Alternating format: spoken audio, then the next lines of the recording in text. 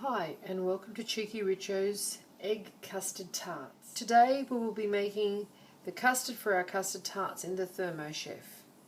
Could of course use a mixer, hand mixer or an egg beater for this, but I will show you how easy it is to make in the Thermochef. We'll be using pre-prepared puff pastry and cooking them in a little pie maker. These little tarts are perfect for morning tea. They travel well. Very popular with old and young alike. The ingredients will be in the recipe box below. Now let's get started. To our Thermochef bowl we are going to add our raw sugar,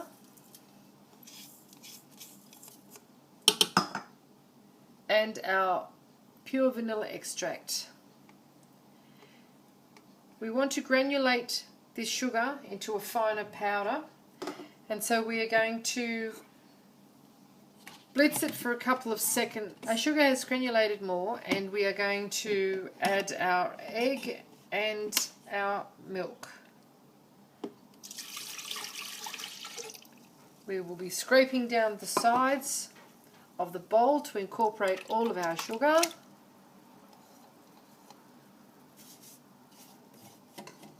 And then we will be turning it on speed for about 1 minute.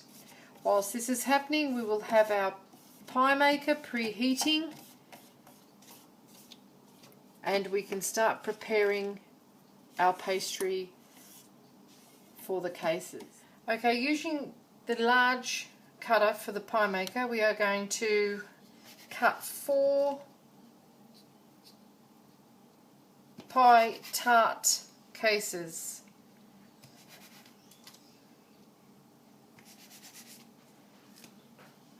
We're going to spray the bottom of the pie oven and the top of the pie oven. And between batches we are going to wipe it out so that it doesn't stick or burn to the next batch. Now we just drop our pastry tart cases in. Work quickly here because this is very hot and your pastry will start to cook pretty well as soon as you start to feed it into the tray. Don't burn yourself because this has been preheated and it's very hot. Just push them in like so. You don't have to do anything more to that than to pour your custard mixture straight in. Now fill it right to the brim, right to the very brim. Don't overfill it because it will get out and make a big mess. Now a little sprinkle of our cinnamon on the top.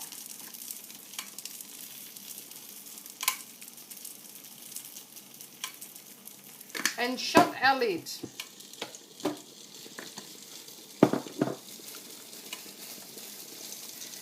After about 4 to 5 minutes we're going to check them and make sure that they're cooked. When you lift the lid on the pie maker, your custard tarts will be quite risen and dome-like in the centre. Just slip a knife into the centre of one and push it to one side. If there is no runny egg mixture left on the knife, if it's just moisture and clean and clear, then your custard tarts are cooked. So we're going to remove them to a plate now and get on with the next batch. Just be very careful when you're lifting these out. You don't want to scratch your pie maker because that will compromise its non-stick coating, and you don't want to burn yourself or drop your tarts. So just lift them very carefully and pop them onto a plate to cool. These are best eaten warm or cold. I'd let them cool off a little bit at the moment because they're really very hot. Now before you put your next batch on, I want you to get a clean cloth and wipe the top, because what you see there is going to burn onto your next tart if you don't remove it in between. If you're only making a small batch and you're only doing one lot of tarts, this isn't a necessary step, although you would clean it between cooks. But be very mindful that you don't get a steam burn.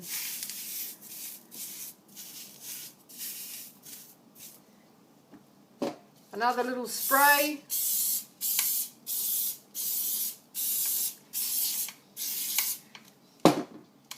And in with our next batch. These are very, very quick, very, very moreish, and they'll be fighting over the last one on the plate, I promise you.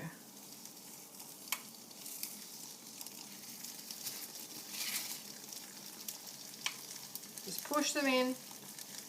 Don't slip off and touch the hot plate of the pie maker, or you could get yourself quite a nasty burn. Just push them in like that. In with our custard mixture again.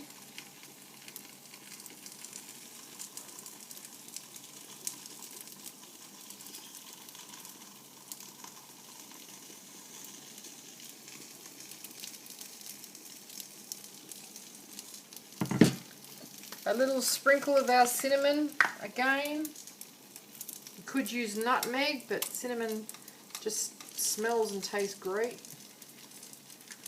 And down with our lid for another 5 or so minutes. And there you have it, a very respectable pile of home-baked custard tarts without a powdered egg in sight. These are very delicious, moreish, crispy and sweet. They travel well, they're great for after-school snacks. You've always got the ingredients in your pantry or in your freezer, and you can whiz them up at a moment's notice. I hope you enjoyed this little cooking demonstration. If you'd like to see some other recipes and ideas, please check out my Cheeky Richo channel, and don't forget to leave me a comment and do subscribe. Make sure you come back and visit us again soon. We've got so much more to show you, and thank you very much for watching.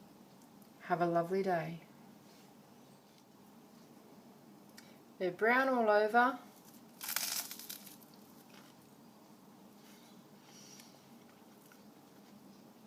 And truly delicious.